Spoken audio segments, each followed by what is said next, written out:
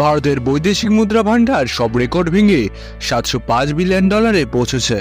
ভারতের reserve bank দ্বারা প্রকাশিত তথ্য অনুসারে 27 সেপ্টেম্বর শেষ হওয়া সপ্তাহে ভারতের বৈদেশিক মুদ্রা ভান্ডার প্রথমবারের মতো $700 বিলিয়ন অতিক্রম করেছে, যা $12.6 বিলিয়ন বেড়েছে, যার ফলে ভারত এখন বৈদেশিক মুদ্রা ভান্ডারের তালিকায় চতুর্থ স্থানে রয়েছে।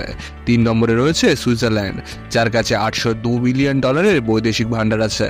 2 নম্বরে $1.2 ট্রিলিয়ন সাথে জাপান এবং 1 নম্বরে রয়েছে চীন, যার কাছে $3.2 ট্রিলিয়ন বৈদেশিক মুদ্রা ভান্ডার রয়েছে। ভারতের প্রতিবেশী দেশগুলির মধ্যে নেপালের কাছে $18 বিলিয়ন, পাকিস্তানের কাছে $8 বিলিয়ন, মায়ানমারের কাছে $6 বিলিয়ন, আফগানিস্তানের কাছে $6 বিলিয়ন, শ্রীলঙ্কার কাছে $5 বিলিয়ন এবং বাংলাদেশের কাছে $4 বিলিয়ন বৈদেশিক মুদ্রা ভান্ডার আছে। বিশেষজ্ঞরা অনুমান করছে যে মার্চ 2026-এর মধ্যে ভারতের বৈদেশিক মুদ্রা ভান্ডার $745 বিলিয়ন পৌঁছে যাবে।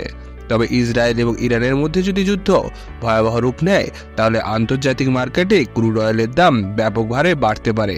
সেক্ষেত্রে ভারতের বৈদেশিক মুদ্রা ভান্ডার কমে যাওয়ার আশঙ্কা রয়েছে।